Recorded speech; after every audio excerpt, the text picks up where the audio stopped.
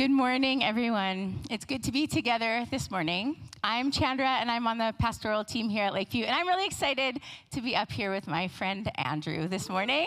Yeah, you can welcome him to our stage. Andrew is our Kids and Youth Associate here at Lakeview. Why don't you tell us a bit about yourself, Andrew? Yeah, so like Chan said, my name is Andrew, and I started here at Lakeview almost 2 years ago after I graduated from Briarcrest. I came to Saskatoon to chase a girl who is now my wife, so great success. But yeah, I started here as an intern, and now I've made my way up to the big stage, and I don't have to be dressed up in a pirate costume to do so. Like Chan said, I'm typically hanging out with your kids and youth, so shout out to the grade 4-5s that are in this room today, and shout out as well to the youth students. You guys are awesome.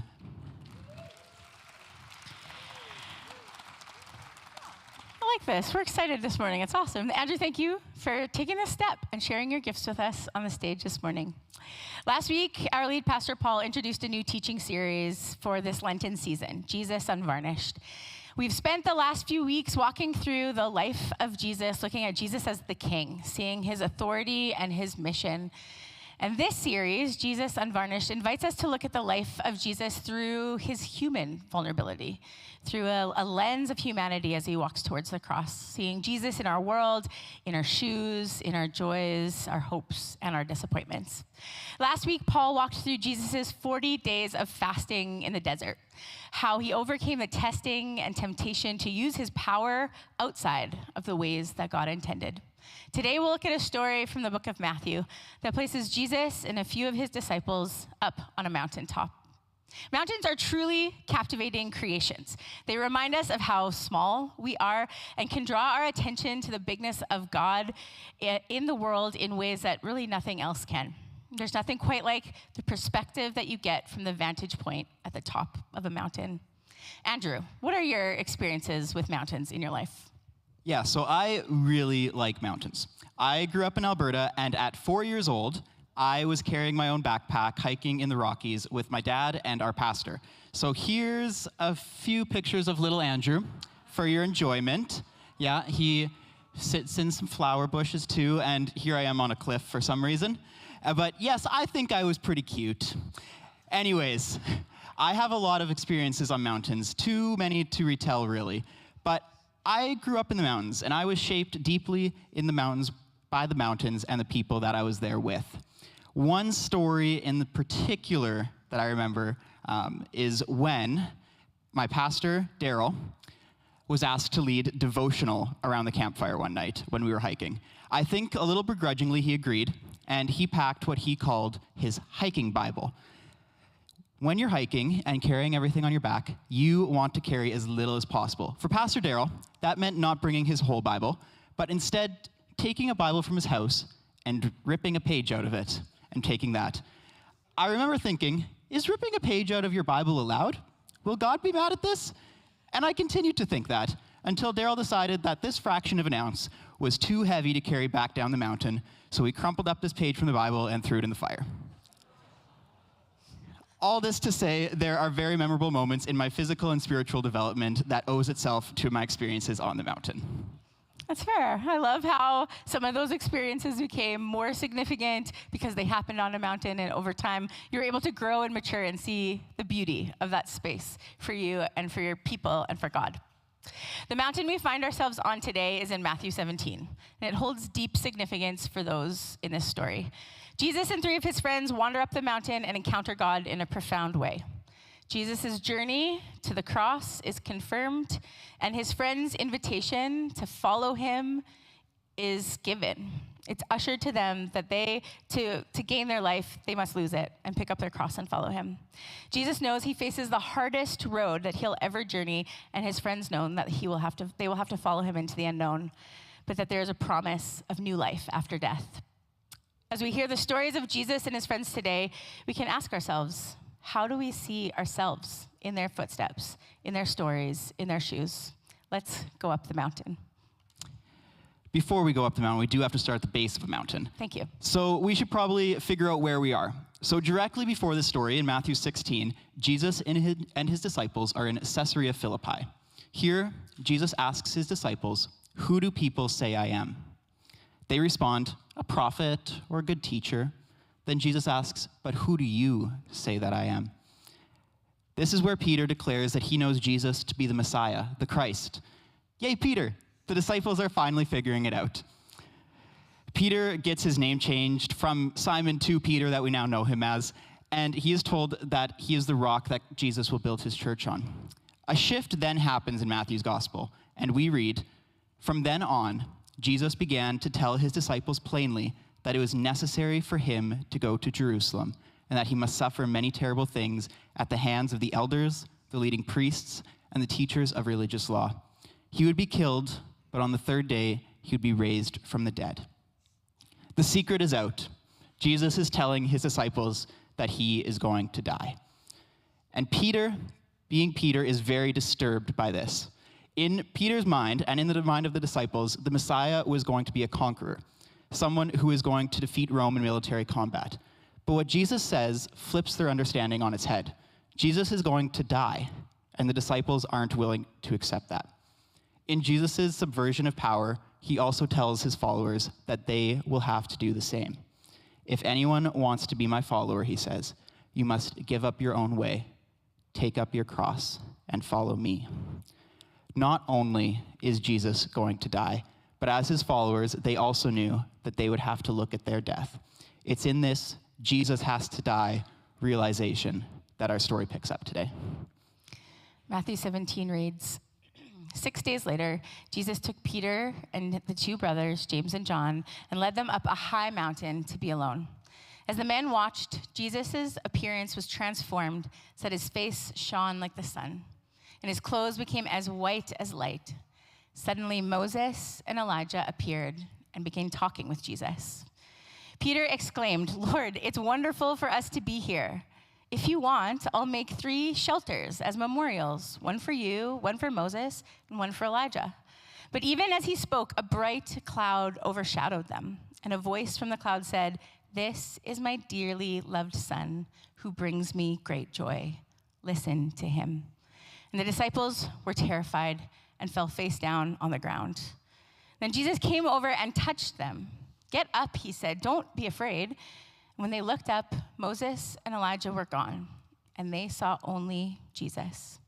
As they went back down the mountain, Jesus commanded them, "Don't tell anyone what you have seen until the Son of Man has been raised from the dead." Jesus and his friends go up a mountain and encounter God. The Bible Project recently did a series on the significance of mountains in the biblical narrative. They help us understand that the Bible reflects the broader ancient Near Eastern understanding that mountains are places where heaven and earth meet. So the mountain becomes a place of transformative encounter with God. In ancient Israel's imagination, the mountain is where the heavenly realm in the sky meets the human realm on the land. In this place, people can access God's wisdom and power and his very presence. At the beginning of the Bible, God places humanity in a garden that we later discover is planted on this kind of mountain. God appoints humans to oversee the land and fill it with his blessing and goodness. But remaining on the mountain requires the choice to trust in God's wisdom. And as the story unfolds, we see humans decide to trust their own wisdom instead. And as a result, they're driven from the mountain. And they fill the land with fear and resistance, with things that are not of God, rather than the blessing of God's love and abundance. They move away from God's presence and away from God's ways. And so ascending the mountain again represents drawing near to God and his ways and the ways of his kingdom, a picking up of our cross with Jesus and following him into death towards life. Throughout the Bible, other significant mountain moments happen between God and his people. It's a place of testing, a revelation of wisdom, a meeting place with God. It's a place where God positions his people so that others can see light shining brightly from them. And for Jesus, it's a key place in his journey that he walked on earth. In the book of Matthew, we actually see Jesus on 7 different mountains. He experiences different and significant things on each of them: testing, teaching, miraculously providing food for thousands of people, resting, encountering God, and encountering others to send them out to share the good news of him. These mountains each represent spaces where the barrier between heaven and earth feels so thin, where the voice of God or the actions of God or the call of God feel thick and near. Many of us have those sorts of spaces in our lives, special moments or places or people where it just feels like the presence of God is so near. For some of you, maybe that is the mountains, surrounded by majestic nature. For others, maybe it's when you're surrounded by others in musical worship, or when you have a moment to pray with someone, or when you hear someone else talk about their faith and their life with Jesus and feel encouraged by their journey. For me, it's when I'm up at camp. It's this mixture of the beauty of creation and this space that's away from the distractions of life, the depth of community that we experience there, the unified mission that we have to love campers and each other just as God loves them. There's something that's so beautiful about how all these things swirl together, and this space becomes a space where the barrier between heaven and earth feels thin, and God's voice and presence and call feels so clear to me. And I hear it all the time from campers and staff, even parents and caregivers as they drop their kids off. You know, they say, when we drive onto this property, something just feels different about this land that we're on. That's my mountain, my space where God has called me in and shaped and formed me, and he sends me out. A place I come back to often to be shaped and transformed, and sometimes a place I need to return to when I feel lost or confused. Where are those mountain spaces for you? What are the spaces where the barrier between heaven and earth feels thin? What does God do in you there? And how might you need to go back there at this time in your life? There's significance in Jesus on this mountain because he is also coming to the place where heaven and earth meet, the road to the cross, holding within him life on earth and eternal life. He will come to that place and then he will become that place. Jesus will be the place where people experience heaven and earth meeting. So this space he's in and the people he's with are really significant. He's about to face death. And as a human, he needs the moment where God in heaven feels near, and he needs to know that his friends are with him. Going up this mountain with Jesus was Peter, James, and John, Jesus' 3 closest friends. From the start of Jesus' ministry, he chose 12 men to be his disciples, the people that would follow him and learn from him.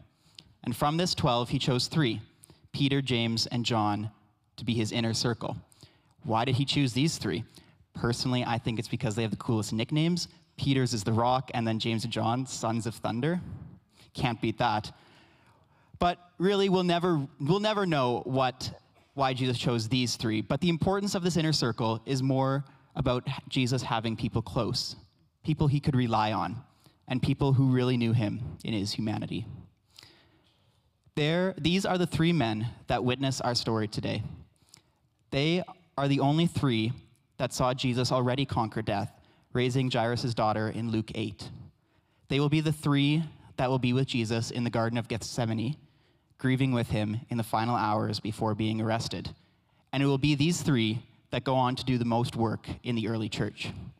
In the last series, we looked at Jesus the King and focused on the authority of God as king over this world. But in this series, we look at the humanity of Jesus. And I thought, what's more human than going on a hike with the boys? No, but this is a supernatural story, but also one that shows us the human Jesus. At the end of Matthew 16, the previous chapter, Jesus tells his disciples that the time has come for him to die. The realization that one is going to die is a sobering fact for anyone to understand. It's a moment in which I think we would all call the people closest to us to be with us in our final moments if we were to be put in this situation. Jesus, knowing he must die, and his friends not really wanting to believe it, it is in the sobriety of this moment that Jesus, fully man, takes his 3 closest friends to the mountain to encounter God. As you follow Jesus on this journey to the cross, who are the people that you take with you?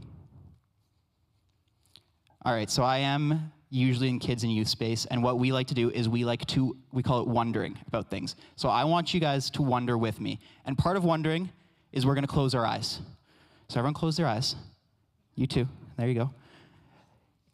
So wonder with me. You are Peter. You've climbed a high mountain with Jesus, with James and John. Maybe you're tired of the climb. Your feet are dusty. You have sweat dripping from your forehead. You look up, and suddenly Jesus, your friend, his face is shining like the sun. His clothes are as white as light. I wonder, did they have to shield their eyes? Was Jesus too bright to even look at in this moment? I wonder what they felt. I wonder what they experienced. You can open your eyes. This event, called the Transfiguration, is a supernatural, unhuman thing. Some translations of the Bible talk about this event as a transfiguration, to change a figure. Others, a transformation, to change form. The original word, metamorphed, means to change into a completely different form or type, like a caterpillar going through metamorphosis as it changes completely into a butterfly. It seems to be that in this story, the miracle is that Jesus changes completely. Well, this is entirely true. Jesus does change. I wonder if it's actually the inverse of the way that we typically think about it. You see, are we seeing Jesus change completely, or are we now glimpsing him as the way he's always been? Is it more of a miracle that Jesus takes on the glory of God on this mountain, or that Jesus, the glory of God from eternity past to eternity future, unveils to his inner circle who he has always been and who he always will be? Jesus the King, Jesus the glory of God himself revealed on this mountain, and yet Jesus the unvarnished, Jesus the human, Jesus our friend, showing himself to us not as someone who has changed, but as someone who has always been this way. In this scene, Jesus shows himself as the place where heaven and earth meet. On this mountain, with his best friends, he glows and reveals who he truly is. And even in his friendship circle on this mountain, we see heaven and earth meeting. Alongside Jesus' earthly entourage is also a heavenly one. Moses and Elijah were no longer alive. They would have been people that Jesus would not have met as a human walking on earth, but he would have known them intimately as co-creating them alongside God. But also, he would have known them as men whose stories were told to him by his family and the religious teachers. Out of all of the people who were significant in God's story on earth before Jesus walked on it, why was it these two that joined him on the mountain that day? Moses and Elijah would have had stories that were impactful for Jesus as he thought about being a human walking on earth who had encountered God in profound ways because they themselves had done the same on mountains. Moses encountered God on a mountain and his face shone. He was trying to lead God's people out of oppression into freedom in so many ways, and he came up a mountain to receive God's wisdom while his people were turning away from God at the bottom of it. He got to go and be safe in God's presence, and yet he had to leave that and go back down the mountain to call his people to obedience, to say, don't choose death, choose life.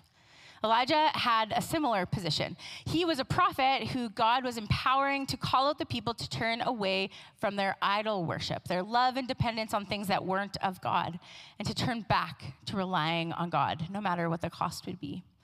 Elijah went up the mountain, earnestly seeking God's voice, and God met him intimately in that. Instead of a loud voice in a storm or a fire or an earthquake, Elijah heard God's still, small voice, knowing God's personalness deeply. And he went down the mountain to try to lead his people from death to life. Moses and Elijah would have known what Jesus were going through, what he was facing, because their missions from God were hard, and it didn't go the way that they had hoped. Moses' people lost their faith as they wandered in the wilderness and longed to go back to the oppression that had enslaved them.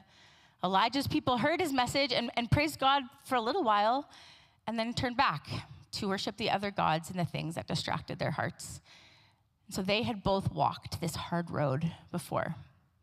This account that we read in Matthew says that they just began talking with Jesus. So I'm so curious what this conversation was about. Andrew, if you were Jesus and you were just hanging out up there with Mo and Lige, what would you have asked them? I probably would have asked them, what it's like to go down that mountain, what it feels like to go back from the presence of God to the oppression. Chan, what would you ask them? I don't know. I think that's a moment that feels really significant. But I think I would just want them to tell me it's going to be okay, that the heavy weight of this road won't last forever, that I could do it, that they're with me. What a remarkable gift to Jesus' humanness, to be able to talk to those who had gone before him, to be reassured, and to find community amongst them. Sometimes I think that we forget that we can also have those opportunities here and now. As we seek to live out our invitation from God to join him in the renewal of all things, and we wrestle with what that looks like or how to walk it out, we can feel alone on that journey. It can feel heavy or like a long road that we go alone. We forget that we, too, have those who've gone before us to help guide us and inspire us. Hebrews 12, 1-2 says, "Therefore, since we are surrounded by such a great cloud of witnesses, let us throw off everything that hinders and the sin that so easily entangles, and let us run with perseverance the race marked out for us, fixing our eyes on Jesus, the pioneer and perfecter of our faith." In life, we have companions on the journey for those who have paved a way for us, the ones who help us pick up our cross and follow Jesus, the ones who help us run from death to life with our eyes fixed on him. Maybe these are giants of the faith who can only be known through their stories, like John Wesley, the English theologian and evangelist who founded a revival movement in the 1700s that laid the foundation for our church's denomination, Free Methodism. Or the 17-year-old girl who moved to Saskatoon in the early 1900s and wrote to the Methodist superintendent asking him to please come set up a church or a mission here in Saskatoon, beginning what we now know as Lakeview Church over 100 years ago. Or maybe there are giants of the faith who sit or have sat right here in our congregation amongst us, like those who faithfully pray at the prayer altar with folks after services each week, creating a space for heaven and earth to meet. People like Myrna Foster, or Mark and Marilyn Jacobson, or Alan and Bev Stovall, or Neil and Elizabeth Nickel, and so many others. Folks who model faithful surrender to Jesus and help us walk with Jesus from death to new life. We can look at these examples and be inspired by their stories, their faithfulness, and their fruit. We can see God at work in and through them, and we're spurred on to ask God, how do I continue to join you in the renewal of all things? Who are your people? Who are the people that you look to motivate you when it feels like picking up your cross and following Jesus is feeling too hard to keep doing? The Matthew account of this story doesn't say what they talked about, but in the Transfiguration account in Luke, it says they spoke about his departure, which he was about to bring to fulfillment at Jerusalem. They knew that Jesus had to go down the mountain and walk a similar journey they had walked, one that, in human perspective, might have felt like a failure, a journey that led to death. And so they both would have represented people who knew the weight of meeting God on the mountain and having to go back down again, to try to carry a message to the people that will lead them from death to life. So Jesus talks to Moses and Elijah while his face shines, and Peter, James, and John stand by watching. And Andrew, how do his friends respond to this? Well, Peter is often known to be a little too eager, so maybe he says some wrong things. So he says, "It is so wonderful to be here. Let me build 3 tents so we can stay a while." So Peter is moved by this whole experience, and so he offers to build shelters of memorial in this moment. The creation of a physical thing to commemorate an encounter with God was a pretty common practice in that time. Building a shelter would have also fulfilled that practice, but there would have been a deeper meaning. It would have been an echo of things that had been built in the past to contain God's presence before. A nod to the tabernacle where God's presence was kept to travel with his people, or the temple built to contain God's spirit, a representation of a place where God dwells. Peter's response is warranted. This is a significant moment that needs to be remembered, and he wants to go to work, but his response is a little misguided. Peter offers to build 3 shelters, one for Moses and Elijah and Jesus, and he equates the same response for each of them. He shows that he doesn't yet totally get who Jesus is. He sees this supernatural interaction and says, "Jesus, on the same shelf as the spiritual greats, not higher, not yet. Peter's response is also a bit misguided because it continues to lean into this idea that God's presence must be housed or contained or confined in a certain way. The tabernacle, the temple. And rightly so. This is what he's known. This is how God's presence has been encountered before. But now, in Jesus, there's an invitation to a new way. Because what the temple housed, the very presence and spirit of God, will now be unleashed through the death and resurrection of Jesus. Peter wants to make sense of what he's experiencing by going back to an old way of understanding and responding. But God stops him to make sure he knows, no, there's a new way, and he is here and now. One commentarian says the transfiguration was largely for the disciples. This does not mean that they understood it fully, but it was a crucial step in the symbol-charged self-disclosure of Jesus that would be much better understood following the resurrection. It's a moment where God is reshaping Peter's understanding of who Jesus is, the purpose for his humanness, the power that he has, but also how his followers are meant to follow after him. God then shows up in a bright cloud and settles on the mountain, cutting off Peter in his desire to set up a camp. And he speaks, echoing the blessing that he gave Jesus at his baptism. "This is my son who brings me great joy." But then he adds this phrase, "Listen to him." What are we to listen to? What is so important for the disciples and us to hear that the Father comes down in a cloud to declare it?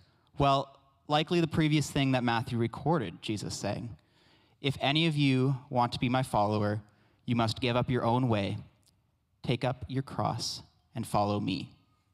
So what does this mean? It's the idea that we're saying yes to Jesus to begin moving away from the things that don't reflect God's kingdom and moving towards the things that do. Moving from lying to truth-telling, from anger to forgiveness, from hate to love, from hostility to peace. It probably won't be that any of us will ever die on a cross. But it's more of a mindset that we love Jesus so much that we're willing to set aside our own desires and are willing to follow him wherever we are called to go. As is typical in the Bible, the response to the Father showing up is that the disciples fell down on their faces. But they weren't there long as Jesus comes over and he touches them and he tells them not to be afraid. As they look up, it's only Jesus remaining. Moses and Elijah have gone and the cloud has disappeared. Only Jesus remains. Many people have used this to say that Moses and Elijah, representing the law and the prophets, fade and give way to Jesus. And I think that's right, but I also think it falls short with the cloud that represents the Father disappearing. I think instead it's simply just time to go. They saw what they needed to see, and now it's time to go and follow Jesus. In our own following of Jesus, we may be asked to do something hard, to come down off a mountain. But the Hebrews 12 that Shannon mentioned before, we aren't doing this alone. We have a great cloud of witnesses that are cheering us on, and like the disciples, we have others around us, trusting in Jesus' work and identity and listening. As the disciples and Jesus came down off the mountain, Jesus asks that his disciples don't say anything until the resurrection. So Peter, James, and John enter a time of waiting to see if God is going to do the things that he said he was going to do, waiting to see life after death. The disciples might not have understood it, but this experience, encountering God in this way and recognizing him in Jesus, changes everything. They may not have understood what Jesus still had to go do, but once he'd been raised from the dead, the disciples would get it. They'll understand that in this moment, their rabbi, their friend, is God. And they just got a glimpse of the glory to come. They will see that even after they die, there will be life that is complete because we will see Jesus in the fullness of his glory. Are you in a time of waiting, watching to see if God will do what he says and will be who he says he is? There might not be things that we understand in this life. We might question if God is listening to us. We might question if he even cares, or we might think he's doing the exact opposite of what we think a good God should do. But because Jesus has been raised from the dead, we know that he reigns in the fullness of his glory. The glimpses that we get here through stories of others, or through the Bible, or through our own experiences of the divine, we can have hope that one day we will see his full glory, that we'll get it too. We can have hope that these things that we might be led into hard things, but there's life on the other side. The mountain is a place where heaven and earth meet, where humanness and divine come so close, where God moves in a way to help us see him at work, his partnership, his hope, and to strengthen us to follow in the footsteps of Jesus, picking up our cross and walking with him. I'm going to invite the band to come on up, and we'll move towards responding in a song. But I want to offer some questions to reflect on as we close. Where are your places where heaven and earth meet? Who are your people who journey with you? Who are those who have gone before you that you're inspired by? How can they be faithful companions on their journey with you right now? How may God be asking you to see him and his work in a new way? What is God saying as you listen for his voice? Where do you need to have hope in the power of life after death? If any of you want to be my follower, you must give up your own way, take up your cross, and follow me. There are places and spaces in our lives that feel like mountaintop experiences, where we feel extra close to God. For me, it was the mountains, the Rocky Mountains, that were typically deep, existential, and often very prayer-filled moments in my life. Because for me, there is something about that space where heaven is close. And as my friend Pastor Darrell used to say as we came over a ridge in Peter Law Heat Provincial Park when we were driving, this is the sanctuary of God. Maybe for you, those places look different than mine. Maybe for you, it's in your kitchen, or when you're gathered around a campfire with friends, or maybe even when you're at the hospital bed. Wherever these spaces are for you, these are unique and special spaces. And I think it's okay that we keep going back to them. As the saying goes, the mountains are calling, and I must go. But as Christians, we have a special gift. The mountaintop presence of God has come down to his people. First to a tabernacle, then to a temple, then through a little boy named Jesus, through whose life, death, and resurrection now gives us this mountaintop presence. Maybe not every moment of our lives are mountaintop moments. Really hard things happen. But now that we bring the presence of God with us, every moment can be a mountaintop moment. So I encourage you this week to look for moments that you can bring God's presence into the room, or the conversation, or even your inside thoughts. Because every moment can be a mountaintop moment, and the mountains are calling, so we must go.